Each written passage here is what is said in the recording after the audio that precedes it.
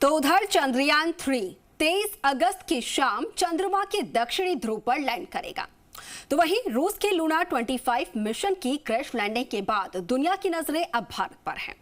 चंद्रयान 3 के चंद्रमा के दक्षिणी ध्रुव पर उतरते ही भारत के स्पेस में सुपर पावर बनने पर मुहर लग जाएगी। ये खास रिपोर्ट दिखाई।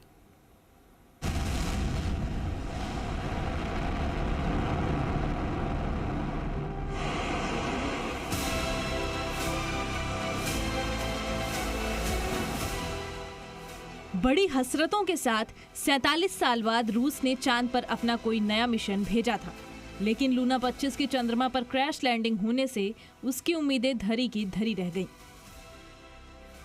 तकनीकी खराबी की वजह से लूना 25 अपना काम शुरू भी नहीं कर पाया और क्रैश हो गया।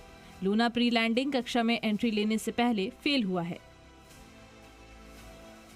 Сейчас никто не даст ответа, что случилось в явном виде. То есть, если говорить по фактам, то когда станция вышла на окололунную орбиту высотой 100 километров, то есть круговая, летал, все нормально, тестовое включение прибора было. То есть вот эти все важные этапы выхода на окололунную орбиту прошел штат. लूना 25 के साथ रूस का लक्ष्य चंद्रमा के दक्षिणी ध्रुव पर सॉफ्ट लैंडिंग करने वाला पहला देश बनना था। रूस के इस रेस से बाहर होने से अब दुनिया भर की निगाहें भारत के मिशन चंद्रयान 3 पर टिकी हुई हैं। पूरी दुनिया को उम्मीद है कि भले ही लूना 25 फेल हो गया हो, लेकिन चंद्रयान 3 अपने लक्ष्य की ओर सधे हुए कदमों के साथ धीरे धीरे आगे बढ़ रहा है। चंद्रयान 3 23 अगस्त को चांद को छुएगा और नया इतिहास रचेगा। चंद्रयान 3 अब 23 अगस्त की शाम 6:04 पर लैंड करेगा। चंद्रयान 3 का दूसरा और फाइनल डी बूस्टिंग ऑपरेशन शनिवार रविवार की रात 1:50 पर पूरा हुआ। इस ऑपरेशन के बाद लैंडर की चंद्रमा से न्यूनतम दूरी 25 किलोमीटर और अधिकतम दूरी 134 किलोमीटर रह गई है। डी बूस्टिंग में स्पेसक्राफ्ट की स्पीड को धीमा किया जाता है। इसरो ने कहा अब लैंडर की इंटरनल जांच होगी और जब तक लैंडिंग साइट पर सूरज नहीं निकलता तब तक इंतजार किया जाएगा। 23 अगस्त को शाम 6:04 पर सबसे कम दूरी यानी 25 किलोमीटर की ऊंचाई से सॉफ्ट लैंडिंग कराने की कोशिश की जाएगी। सबसे पास वाला वो एलिप्टिकल ऑर्बिट में वो 25 किलोमीटर ही दूर है और इसका मतलब ये है कि धीरे धीरे उसे चंद्रमा के और पास लाया जा रहा है कि वो 23 अगस्त को ठीक तरह लैंड कर सके। लेकिन ये है कि ये बहुत ही हाई प्रिसिशन वो है, ये बहुत ही हाई प्रिसिशन मैनूवर्स है और अगर कुछ भी गलती हो गया फिर वो और गलती हो सकता है। तो मेरे ख्याल में ऐसा नहीं होगा। यानी अब सबकी नजरें 23 अगस्त को टिक गई हैं। 23 अगस्त की शाम को चंद्रयान 3 के लैंडर को 25 किलोमीटर की ऊंचाई से चांद की सतह तक पहुंचने में करीब 15 से 20 मिनट लगेंगे। यही समय सबसे क्रिटिकल होने वाला है। इसके बाद विक्रम लैंडर से रैंप के जरिए 6 पहियों वाला प्रज्ञान रोवर बाहर आएगा और इसरो से कमांड मिलते ही चांद की सतह पर चलेगा।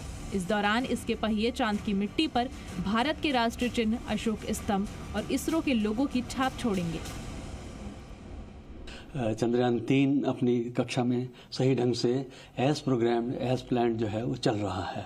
ये बेहद जो है राहत की बात है कि एक किस्म से टेक्स्ट बुक लॉन्च हुआ और उसी हिसाब से जो है अब तक की जो है हम चलते चलते चंद्रमा की दहलीज तक जा पहुँचे हैं और उम्मीद करते हैं कि 23 तारीख को जब लैंडिंग शाम के समय कराई जाएगी वो भी एकदम सही ढंग से चलेगी, क्योंकि उसके लिए जो है लैंडर रोवर पूरी तरह से जो है प्रोग्राम्ड हैं और वो काफ़ी ऑटोनोमस मोड में ही उनको चंद्रमा की सतह पर उतरना है।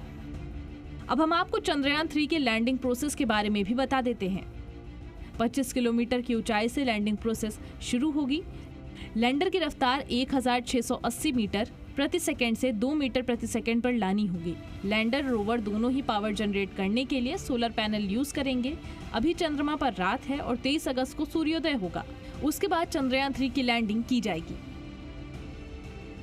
चंद्रयान 3 की कामयाबी भारत को एक प्रमुख अंतरिक्ष महाशक्ति के रूप में स्थापित करेगी। अमेरिका और रूस के बाद चीन चांद पर जाने वाला तीसरा देश है।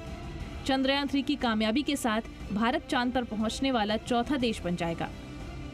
चंद्रयान 3 के सॉफ्ट लैंडिंग के ऐतिहासिक पल की लाइव स्ट्रीमिंग की जबरदस्त तैयारी की जा रही है। इस महत्वपूर्ण घटनाक्रम का सीधा प्रसारण 23 अगस्त को शाम 5:27 से शुरू किया जाएगा। सॉफ्ट लैंडिंग का सीधा प्रसारण इसरो की वेबसाइट के अलावा इसरो के यूट्यूब चैनल और फेसबुक पेज पर होगा। इसके अलावा डीडी नेशनल सहित कई मंचों पर यह लाइव देखा जा सकता है।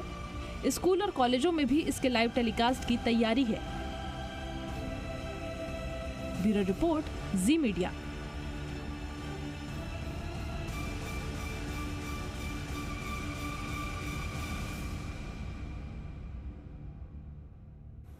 चलिए, तो इसी के साथ फिलहाल के लिए विशेष में इतना ही, लेकिन